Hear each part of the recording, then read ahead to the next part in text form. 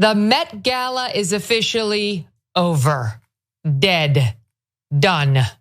Once the apex of high fashion culture and A-list celebrity, the gala now looks more like a sad sack D-list past its prime wannabe version of its old self. It's closer to today's nerd prom White House Correspondents' Dinner than the center of the celeb and beauty universe as it used to be. I want to thank Megyn Kelly for adding on that little bit about the White House Correspondents' Dinner, because if it wasn't already obvious enough that her opposition to the Met Gala is that the right wingers aren't really invited there because they're not big stars. I mean, it's literally the biggest stars in the country, in the world, that are still going to it, like it or not, of the Met Gala. That's who's going there. They're not D-list, they're literally the A-list. I mean, I know Kid Rock isn't invited or whatever, but that's what the stars are. She throws in also White House Correspondents' Dinner. The comedians don't like the right either. The talented people making the movies and the shows and the music and the talented comedians don't like the right. That's not new, by the way, but she's lashing out because her and her side of the aisle are not a part of the cultural thrust of America. They're not the creative people. They're not making anything worth consuming, and that burns inside of her. But that said, it gets even more wildly, like, not just victim-y, but also quite a bit more racist in this section. This year's theme was Superfine, Tailoring Black Style, an homage to Black Dandism. What's that, you ask? No one has any idea. Prepare yourself, however, for a deep dive into leftist, academic, gobbledygook, nonsensical talk, which is probably how it got chosen as the Met Gala theme. That and their desire to pander to Black people. The Met says Black Dandyism came from the intersection of African and European style traditions, of course. What does that mean? I have no idea. Yeah, but like, you could, right? Like, you were defining it there. You were reading from something that described what it was. You could keep reading. Like, you could not just read it in that, like, oh, I'm an academic, but you could actually try to learn it. Like, is that possible at this point? By the way, I'm not saying you have to. I don't care about any fashion tradition or whatever. I'm not going out and reading treatises on it. But I don't assume that just because it's not something that I'm interested in, or in the case of Megyn Kelly, it's something I need to demonize to appeal to right wingers, that there's nothing there. I mean, there are people who do, their entire career is doing the research and all of that. There are many books written about this stuff. You know that because you're citing them. So why the willful dive into enthusiastic ignorance? I will never understand that. And also, I'm sure that in an earlier phase of her career, Megyn Kelly would not have been like trying to pitch herself as the like most willfully dumb person in the room, but she knows where the cultural winds are blowing on the right, and she knows that's the role that's required of her. So, by the way, if you watch more of that segment of her show, which you shouldn't, it's a waste of time, she reads more and more of the different academics and what they're saying and the different traditions and everything, fully closed off in her mind to any of it. Because the point is not to learn, the point is to denigrate, particularly with the Met Gala this year, having a focus on these Black fashion histories or trends or whatever.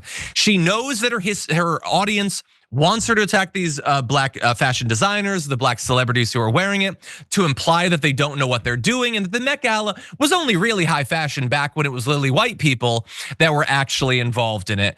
And you don't have to like the Met Gala. I really have no interest in it. I think it's kind of gaudy and excessive or whatever, and I have no interest in going. If they invite me, I totally 100% will, but I have no interest in going. Please invite me, I wanna go. These people seem really cool. Some of my favorite celebrities are there, but I have no interest at all.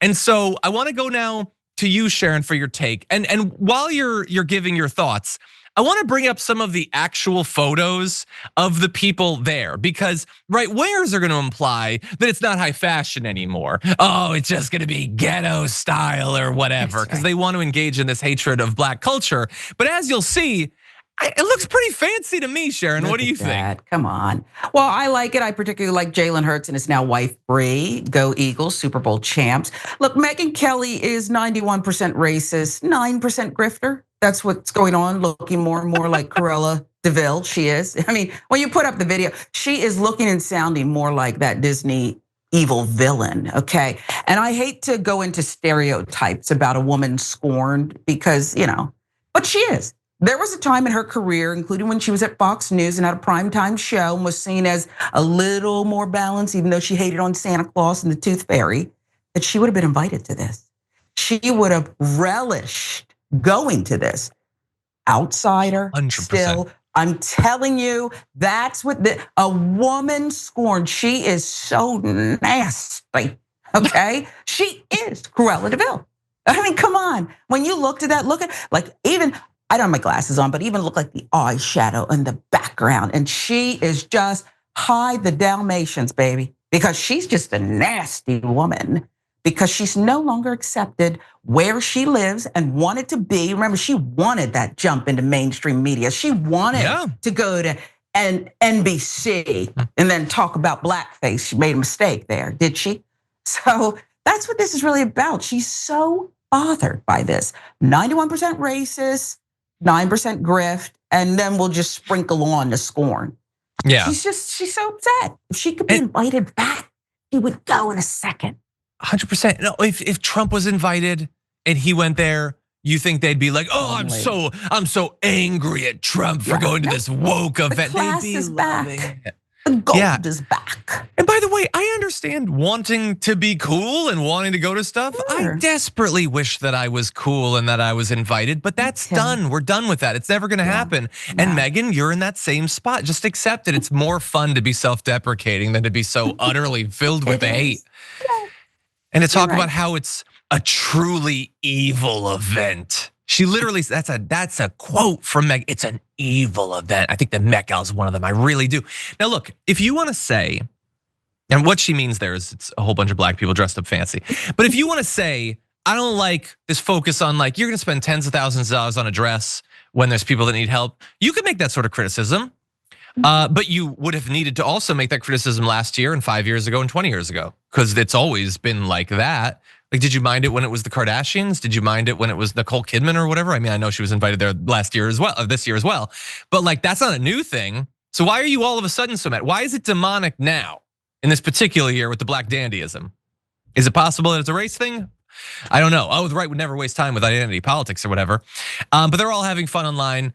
Gunther Eagleman, whose entire personality is tweeting, he said Hollywood is full of trash because Janelle Monáe is wearing an outfit or something.